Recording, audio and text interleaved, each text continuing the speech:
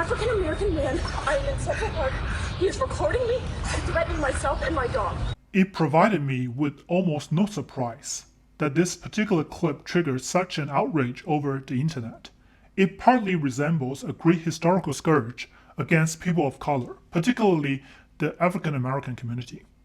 Hello, potential viewers. Welcome to Let's Get Woke, a series of short video programs where I, as a woke commentator, researcher, and observer, educate you on the details of what being woke means, in hopes that future generations will become woker.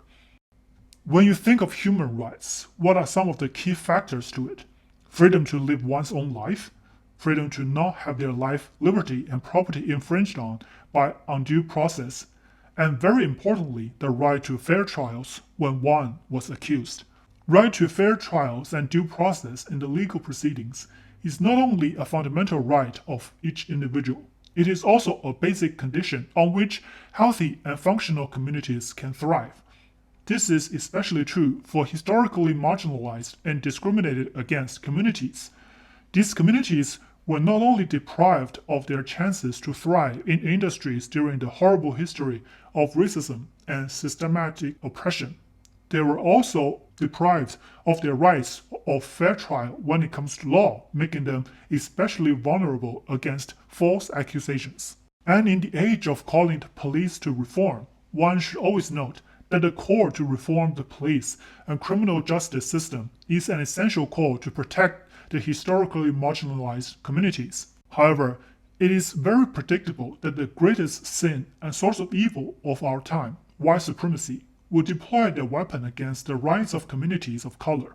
And to do that, they will need to find an ideological weapon that will be able to fool a lot of people, make them feel good and self-righteous. Also, like almost all previous evil social movements and power grabs and power trips, it has to have a facade of a moral white righteousness.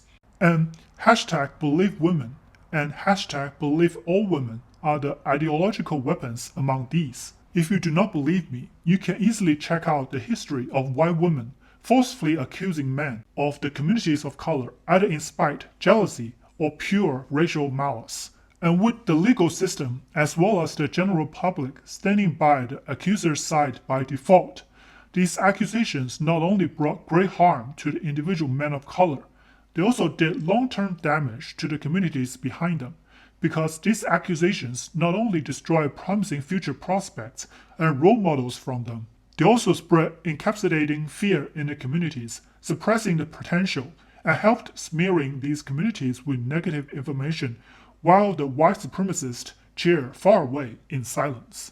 And in this age, where a lot of men of color, especially black men, are on one side fetishized and admired for their prowess in various fields, the push of #BelieveWomen and #BelieveAllWomen carries an especially chilling and threatening tone.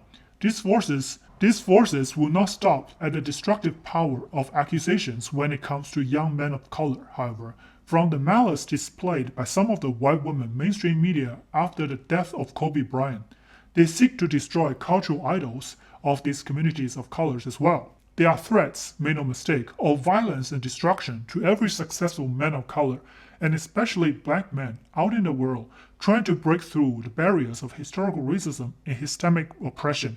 It is white supremacy dog whistle with a feminist flavor and cloaked in the sugar of protecting women. If these BelieveWomen activists are in any way genuine, why are they still propping up Joe Biden? Food for thought for your woke commentator, researcher, observer. And I would like to see you next time.